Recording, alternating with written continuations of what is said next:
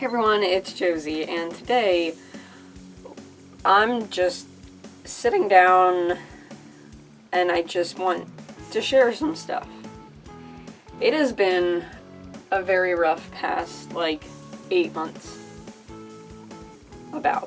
There's a lot of things that have been happening. It's hard for me to sit down right now and focus on this. I wanted to kind of talk about some of it because I don't want this to seem like I'm taking some really long break and then showing up for 2 videos and then leaving again. And this is it's been rough. Just to start out with some sad things. Last year, a good chunk of last year, I was actually planning to start a podcast with someone. It was a very close friend of ours. And this was gonna be real. We were just ready to start doing this. And we just needed to get the equipment, and that was it. And the person ended up passing away due to COVID. We've had a few other people that we've known as well, but that one hit different. It's been tough. He was a huge supporter in everything I was doing in this channel. It was one of the Christmas ones, and it was the last one that we did, and he was in that one. It is still difficult to work around and work through.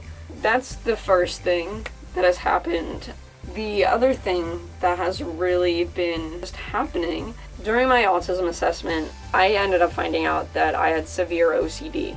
I got in with a therapist who is actually working on not only OCD, but trauma, OCD, everything that I deal with, we're working on, and we're finding the connections, and I'm finding these connections to things, and there are weeks that I have that I feel like I just miss the entire week. And I know that sounds absolutely horrible, but whenever you start digging stuff up from your past, you run into a lot. You run into different emotions, and you run into things, and now you have to deal with them and learn to deal with them.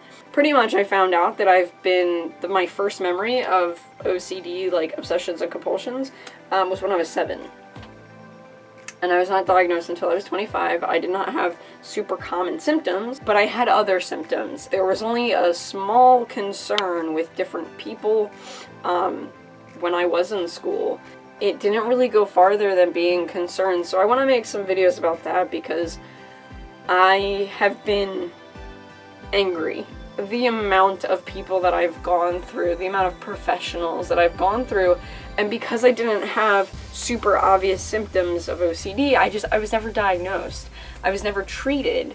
Now, being in my 20s, I have viewed things as being normal for so long that trying to work on obsessions and compulsions is ridiculous. There are some things that are getting better, and there are some things that are getting worse for the time being because I'm working on other things. And actually, one thing that has gotten amazingly better, to just end this on a positive note, my room. And I'm very proud of myself for it, is I really just struggled with holding on to things, which could be linked to some OCD stuff as well as autism. And I wasn't a hoarder, but I just really struggled with throwing some stuff away and getting rid of clothes.